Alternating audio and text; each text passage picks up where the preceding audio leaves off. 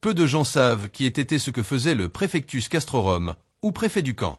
Pour vous donner une idée, il était le centurion le plus expérimenté d'une légion romaine. Avec une connaissance approfondie de l'histoire et du fonctionnement interne de la légion, son expérience surpassait même celle des tribuns militaires.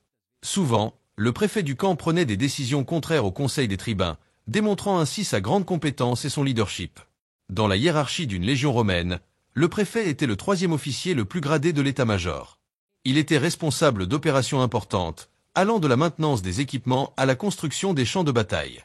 Son rôle était essentiel pour garantir que la légion fonctionne de manière efficace et précise lors de toutes les campagnes et batailles. Généralement, ce poste était occupé par un ancien centurion, Primus Pilus, qui avait commandé la cohorte la plus importante d'une légion.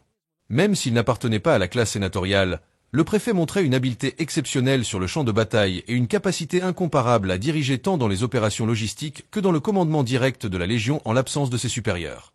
Un fait intéressant est que le préfet était la seule personne capable d'avoir des conversations privées avec le Primus Pilus, offrant des conseils et des orientations précieuses grâce à son expérience antérieure en tant que centurion Primus Pilus avant sa promotion.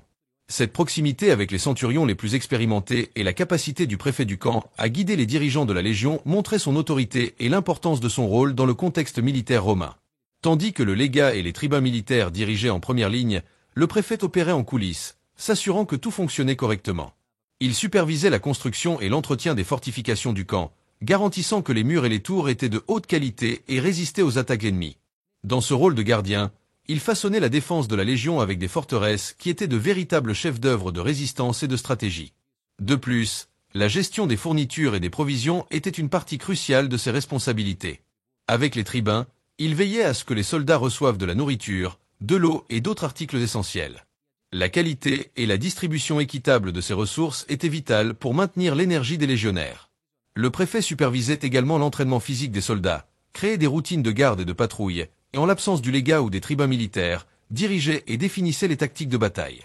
Lors d'événements historiques, comme la bataille de Teutobourg en l'an 9 après Jésus-Christ et la 2e Légion Augusta en Grande-Bretagne en l'an 60 après Jésus-Christ, les préfets du camp ont pratiquement assumé le rôle de général, commandant des légions entières. Avec le temps et l'évolution des structures militaires, le rôle du préfet du camp a progressivement diminué, étant remplacé par un tribun junior à la fin du siècle. Malgré cela, l'héritage du préfet du camp reste un symbole de dévouement et de compétences essentielles pour le bon fonctionnement de l'armée romaine. Si vous avez aimé en savoir plus sur l'histoire, n'oubliez pas de laisser un like sur cette vidéo et de vous abonner à notre chaîne. On se voit dans la prochaine vidéo.